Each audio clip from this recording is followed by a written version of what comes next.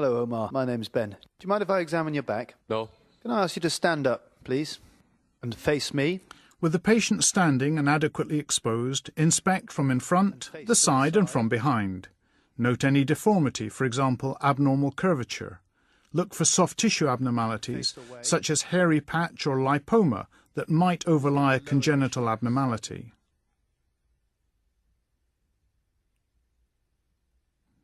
I'm now going to feel down your back.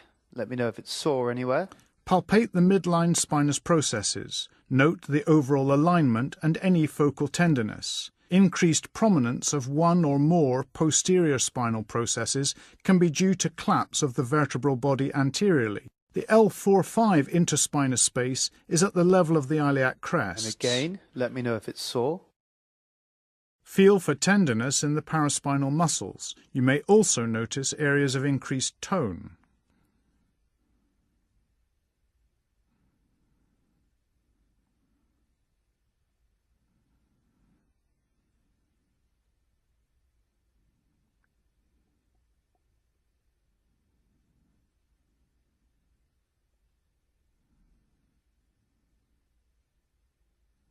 Now I'm going to tap over the bottom of your back. Let me know if it's sore.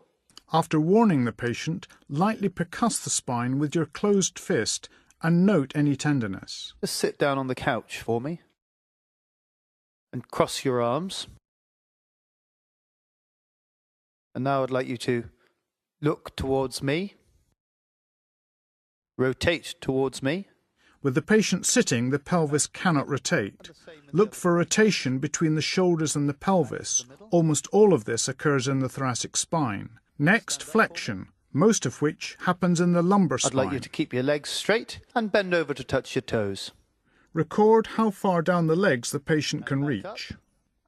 And take a step forward. Now, lean back as far as you can. Extension, again mostly lumbar. Normal is 10 to 20 degrees beyond vertical. Now face me. And now I'd like you to go down to the side like that as far as you can. This tests lateral flexion.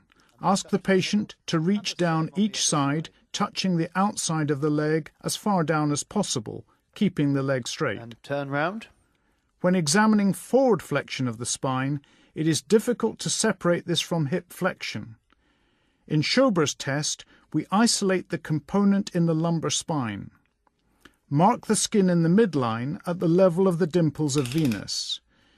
Use a tape measure to draw two more marks, one 10 centimeters above and one 5 centimeters below the initial mark. We refer to the upper mark as B and the lowest mark as C. Place the end of the tape measure on the uppermost mark B and ask the patient to bend forward and touch their toes. Now keeping your legs straight, bend over to touch your toes. The distance between B and C should increase from 15 centimeters to more than 20 centimeters.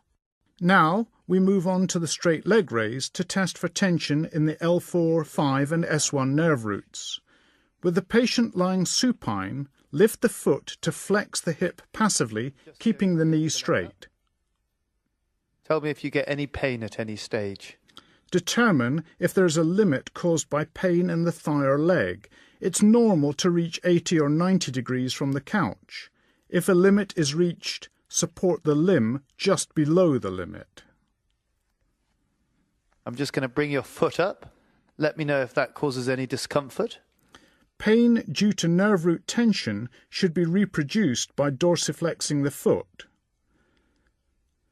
For the tibial nerve stretch test, flex the knee and hip. I'm now going to bring the leg up again.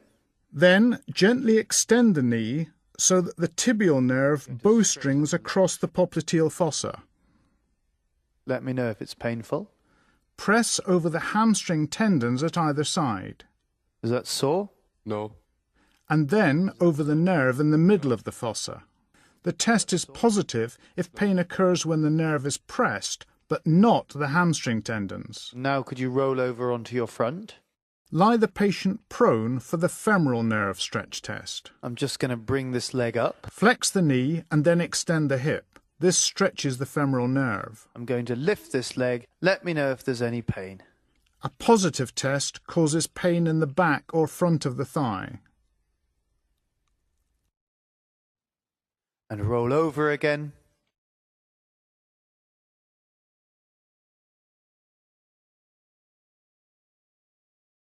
Thank you very much.